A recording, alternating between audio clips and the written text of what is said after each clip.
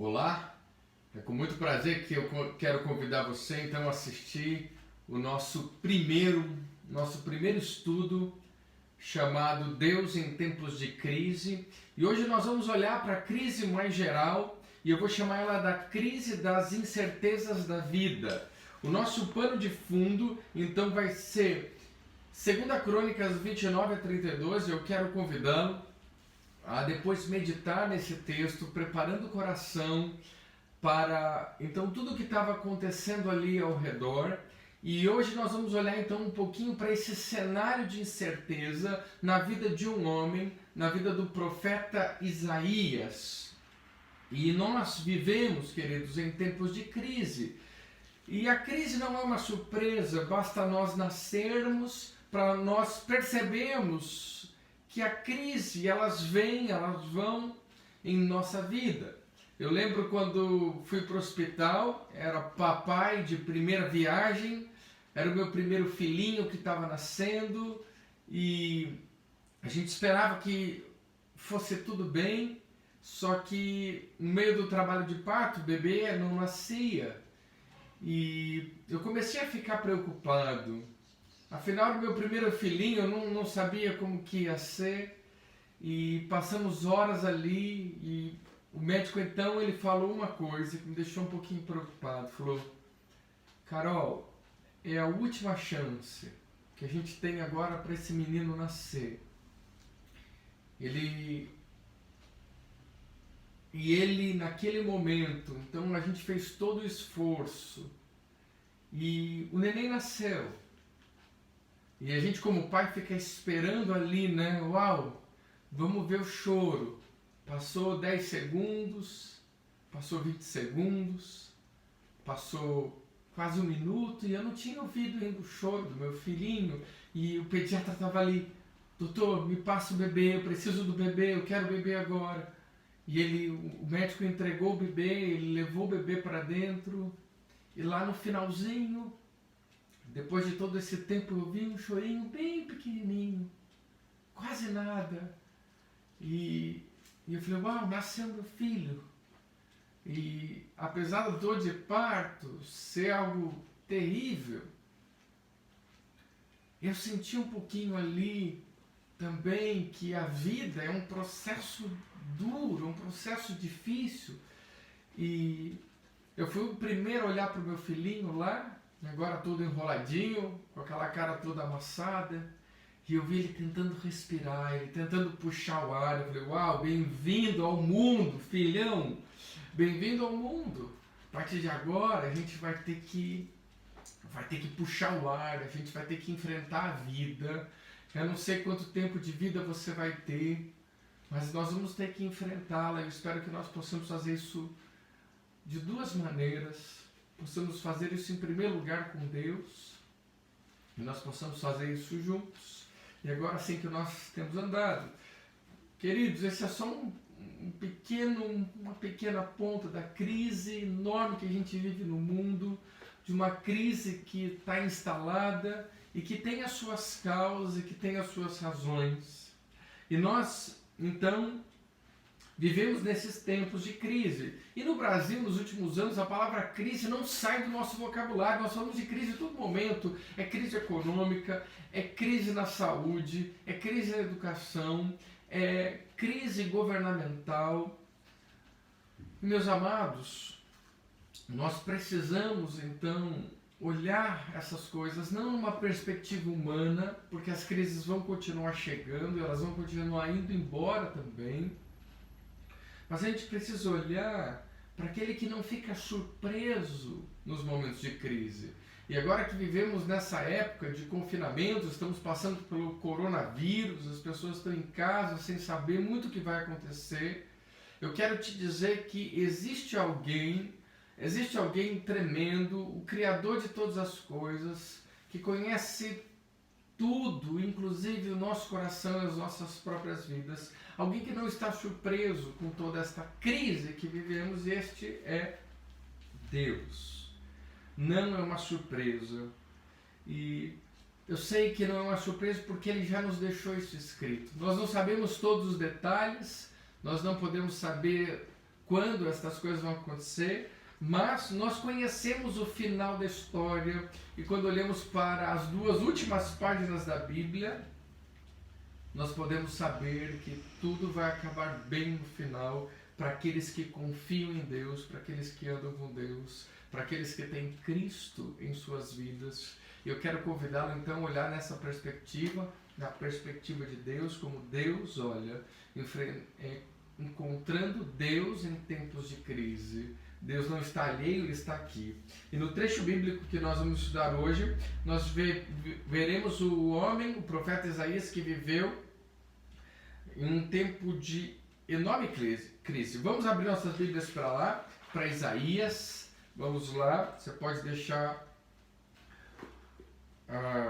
o seu marca-página aí em Isaías, porque a gente vai ficar um pouquinho aqui agora, nesses momentos.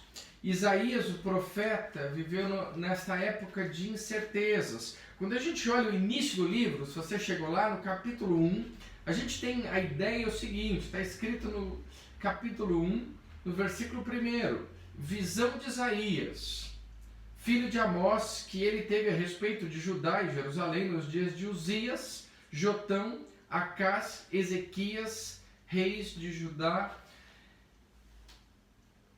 E ele recebeu essas visões numa época de muitas incertezas, afinal os reis estavam morrendo, os reis estavam subindo ao trono, era um momento de incertezas muito próximos ao que a gente vive nos últimos anos no nosso país. E meus amados, ele viveu nessa época de transição, nessa época de adaptações, nessa época de grande crise, e ele tem visões sobre o que estava acontecendo. E essas visões foram registradas na Bíblia, nós podemos ver cada uma delas. E o cenário de que Isaías estava vivendo pode ser resumido lá no capítulo 5. E o capítulo 1 a 5 é justamente o pano de fundo de tudo o que ele está vivendo. E no último versículo, lá no finalzinho do versículo 30 de Isaías capítulo 5, ele dá o panorama e resume então os primeiros capítulos dizendo: se alguém olhar para a terra, eis que só há trevas e angústia, e a luz se escurece em densas nuvens.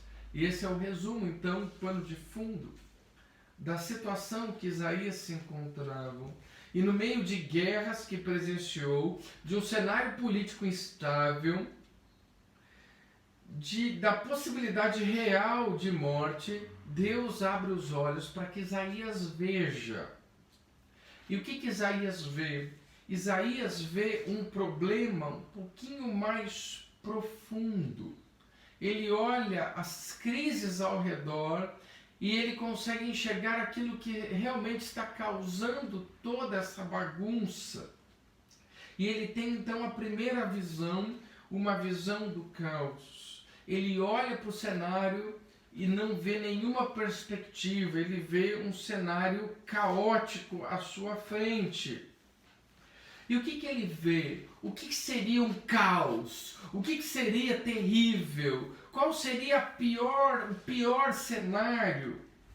E ele olha, ele vê e ele diz o seguinte, ele vê o pecado. E esse é o nosso maior problema agora. Meus amados, o problema não é o Covid-19, nem o 18, nem o 17, nem todos os outros que vieram antes.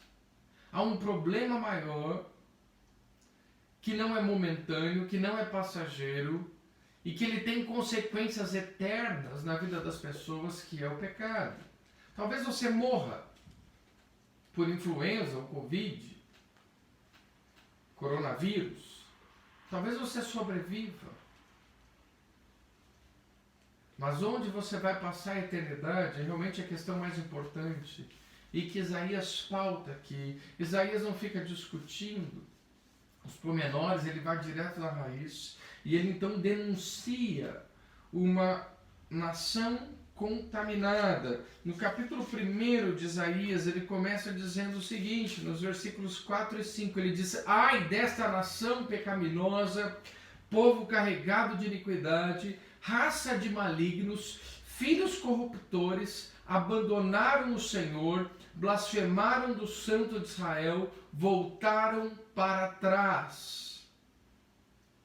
Porque a vez de ainda ser feridos, visto que continuais em rebeldia, toda a cabeça está doente e todo o coração enfermo. E esse era o retrato. Não era simplesmente uma doença que afetava uma parte do corpo ou uma parte do ser. Ele diz: toda a cabeça está doente, todo o coração está enfermo. E esse é o efeito do pecado na vida das pessoas. A nossa nação está contaminada.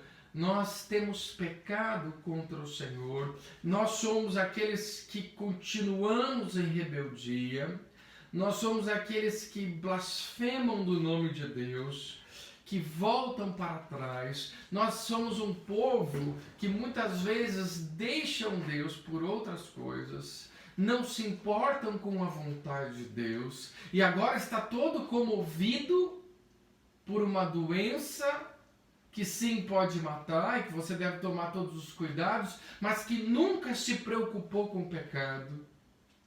Você disse que você, eu quero amar o próximo, eu quero cuidar do próximo, mas você nunca se importou com o real problema das pessoas. A nossa nação está contaminada. Nós trocamos Deus por qualquer coisa muitas vezes. Isso tem sido uma vergonha. O que você está vendo é só para que você acorde para um problema muito maior que você tem, que é o pecado. Então essa nação estava contaminada, toda a cabeça doente, todo o coração enfermo. E a cabeça doente, esse pânico que a gente vê nas pessoas, esse desespero que a gente vê, e infelizmente muitos crentes vivendo assim, é um sinal de uma doença do coração para a mente. Isso é um reflexo do pecado e nós precisamos tratar. Isso pode ser visto na adoração mista que as pessoas estavam vivendo. Deus diz em Isaías agora, ainda no capítulo 1, versículo 13: não continueis a trazer ofertas vãs, o incenso é para mim abominação, e também as festas da lua nova, os sábados, a convocação das congregações. Não posso suportar iniquidade associada ao ajuntamento solene. E Deus agora tira os nossos cultos, porque talvez Ele não aguenta mais essa adoração mista da maioria das igrejas do nosso país. Uma adoração que é mundana, que não está centrada em Cristo, no Evangelho.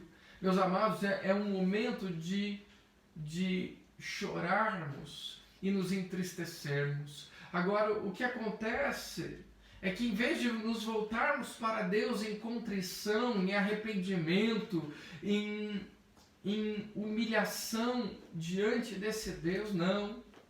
Nós começamos a fazer campanhas sobre fique em casa, sobre vamos cuidar das pessoas. Você é um hipócrita. Isso é hipocrisia. Você nunca cuidou das pessoas.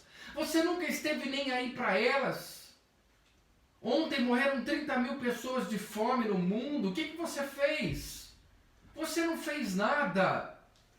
A não ser ficar na sua casa comendo pipoca e assistindo Netflix. Agora você vai querer dizer que vai cuidar das pessoas? Eu quero dizer que 38 milhões de pessoas ficaram desempregadas no momento que você ficou dentro de casa.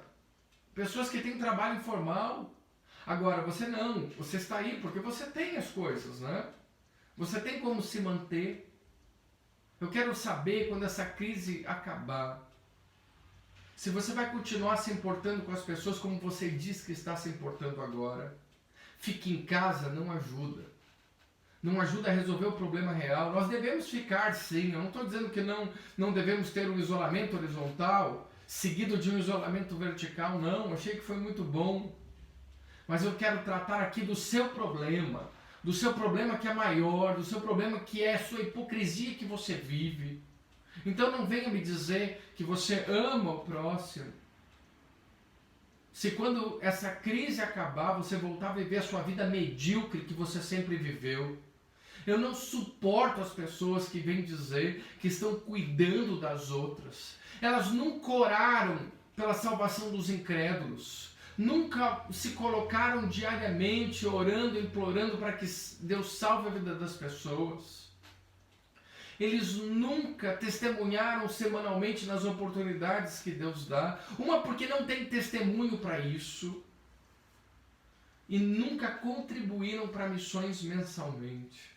Pessoas pobres, pessoas miseráveis, pessoas afundadas no lodo do pecado, ganhando as suas enormes quantias, dando misérias para missões.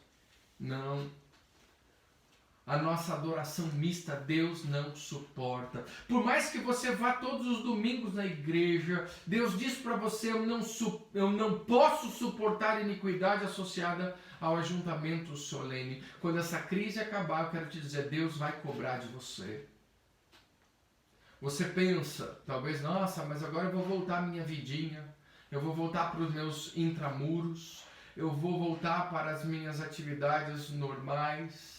E as pessoas lá que se virem, os pobres que se virem, aqueles que perderam seus empregos que se virem. Queridos, Deus vai cobrar de você e é o que eu espero que aconteça. Agora vamos lá.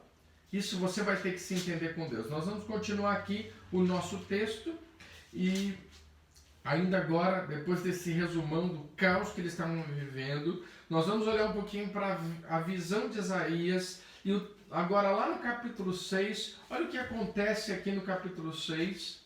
No ano da morte do rei Uzias, eu vi o Senhor assentado sobre um alto e sublime trono, e as abas de suas vestes enchiam o templo. E aqui acontece algo interessante. Uzias morre, Isaías sente isso.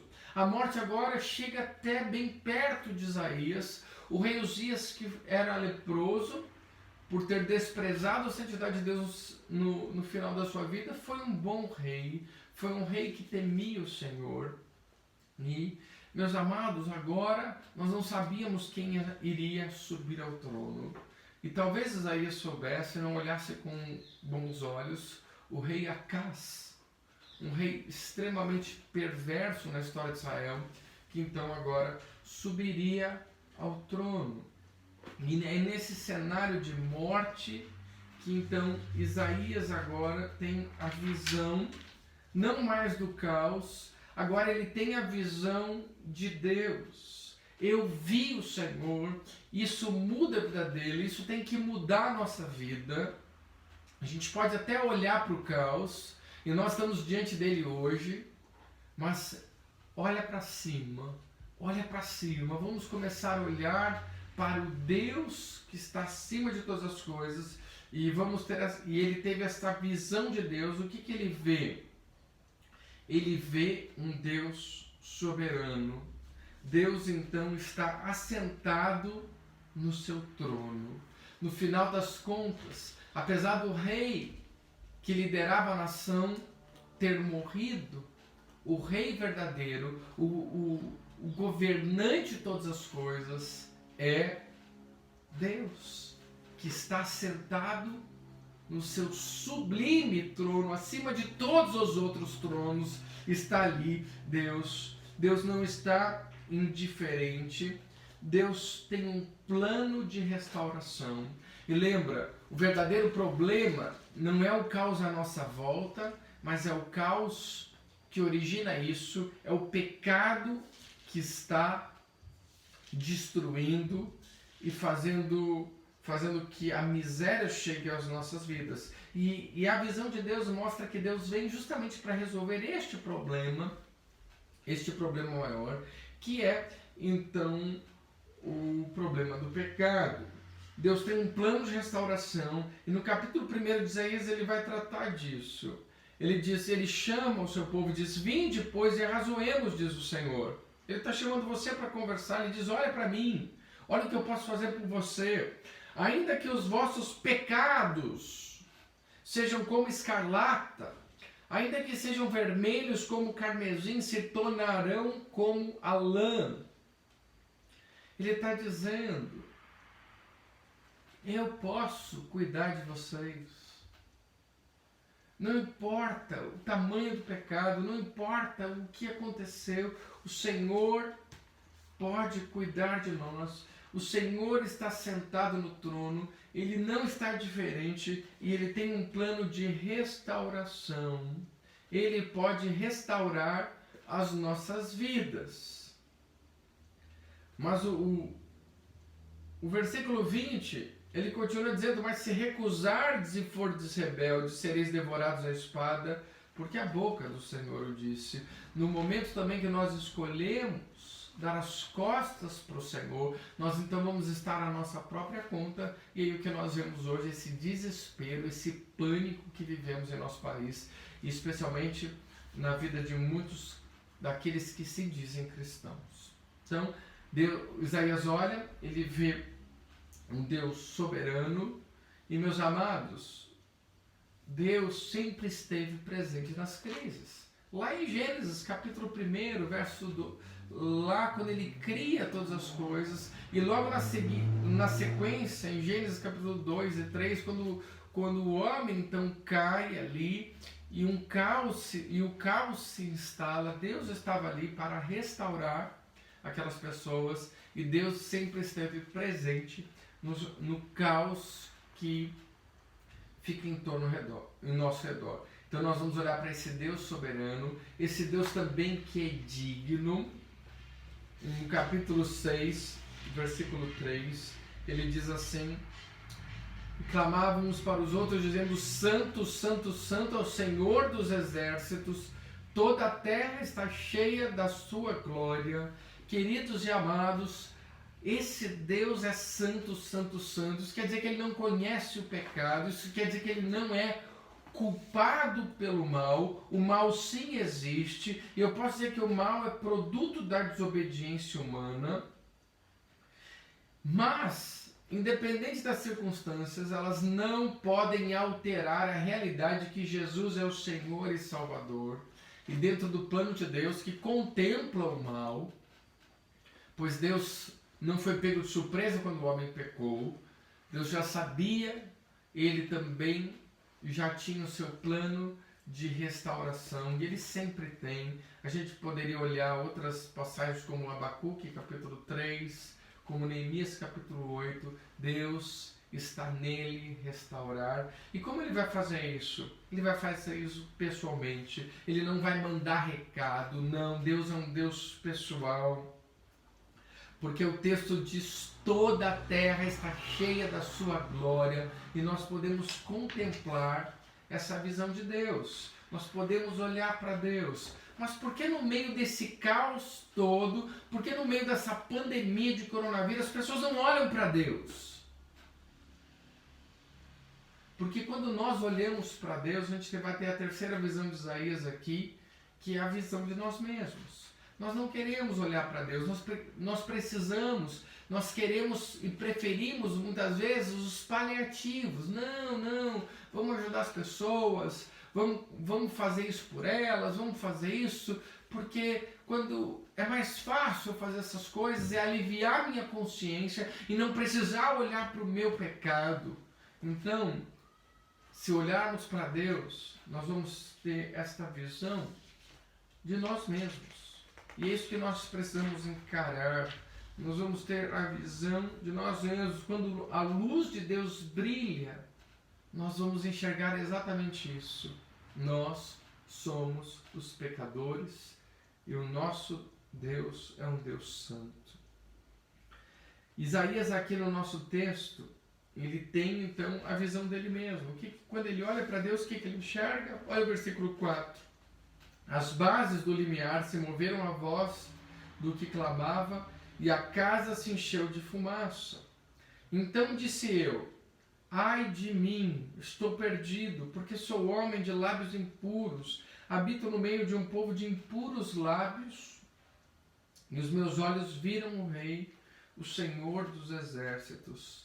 Isaías, ele reconhece o pecado dele, ele vê o seu próprio pecado, ele não atenta para o pecado do vizinho, ele não se desculpa pelo seu pecado, ele não procura jogar a culpa nos outros, seja os seus pais, seja a sociedade, ele não procura um bode expiatório, ele não se queixa de sua herança genética, não diz que é produto da sociedade, não põe a culpa no diabo, nos feitiços, não põe a culpa em ninguém, ele simplesmente faz o que todo mundo tinha que ter feito.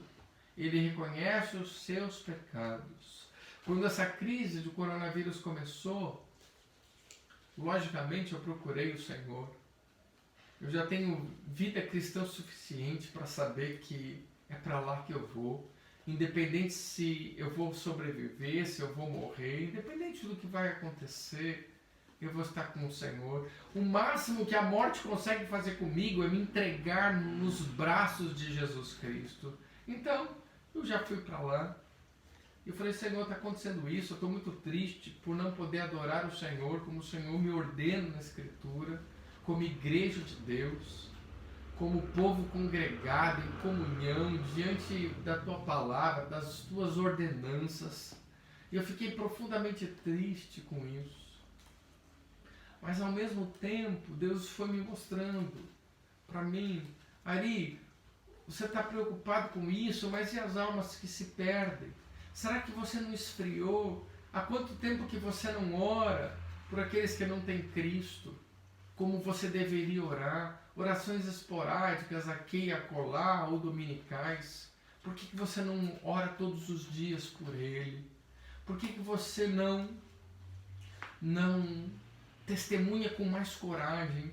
Às vezes eu tenho sido covarde, tenho permitido o nome de Deus ser afrontado, quando eu podia me levantar e falar a palavra do Senhor. Eu vejo tantas pessoas que criticam o governo, que criticam os governadores e o nosso presidente da República. Eu tenho visto pessoas xingarem o nosso presidente da República de palavrões descabidos que eu não tenho coragem de repetir. Eu fico pensando como Deus vai abençoar uma nação onde as pessoas ofendem o líder da nação.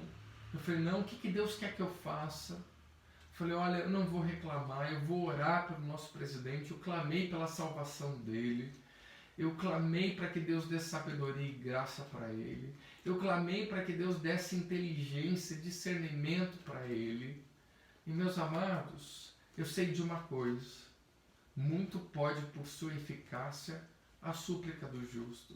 E todas as vezes que eu vi um xingamento, que eu vi uma ofensa, que eu vi alguma coisa que viesse, eu levanto as minhas orações diante de Deus. E podem saber, uma oração de um justo, uma oração de um filho de Deus, que está orando à vontade de Deus, é mais poderosa do que milhares de reclamações e lamúrias daqueles que não conhecem Cristo. Porque Deus ouve as nossas orações. E se nós levantarmos um clamor, Deus vai poder mudar a nossa sorte.